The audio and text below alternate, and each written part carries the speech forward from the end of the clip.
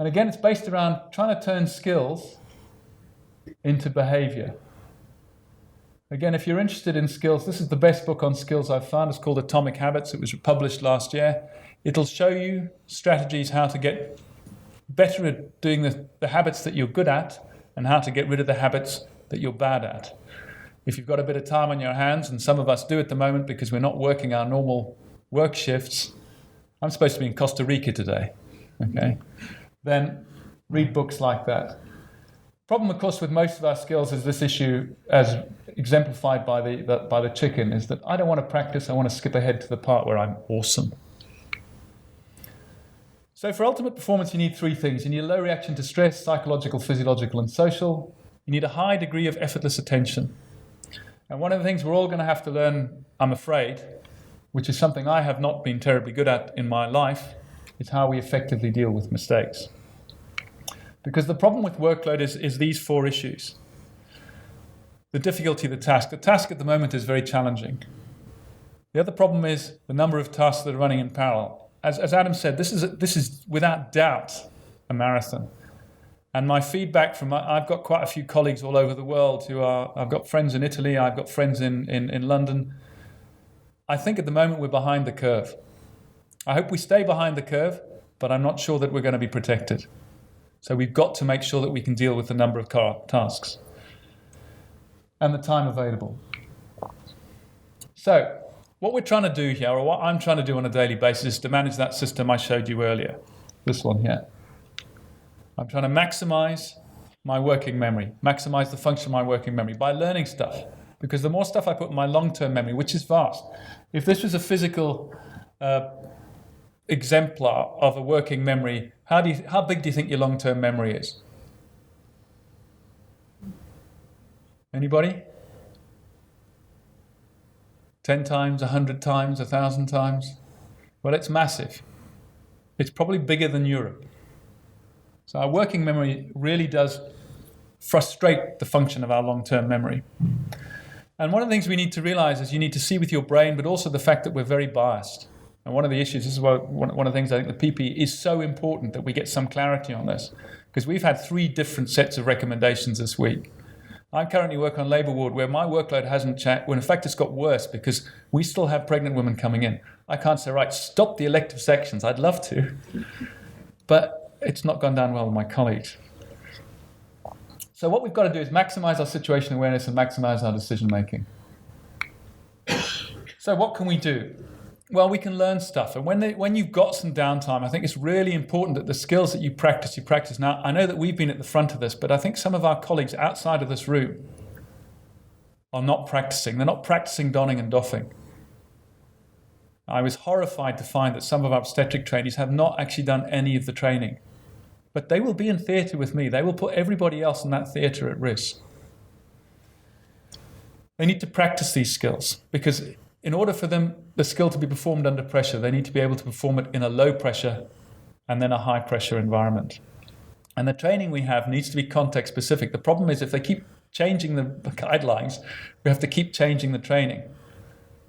So one of the things that they've asked us to do is to run mock GA cesarean sections on labour ward. But the difficulty we have with that is twofold.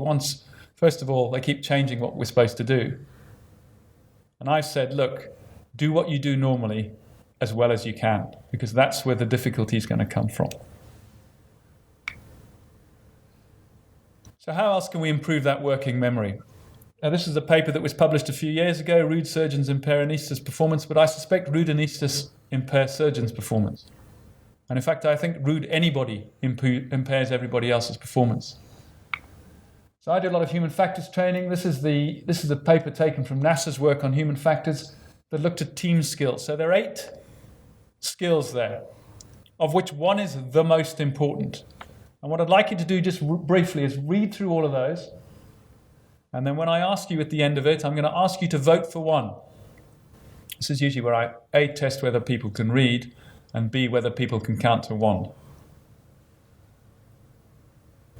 So if you just give me some signal, perhaps put your hand up when you've read it.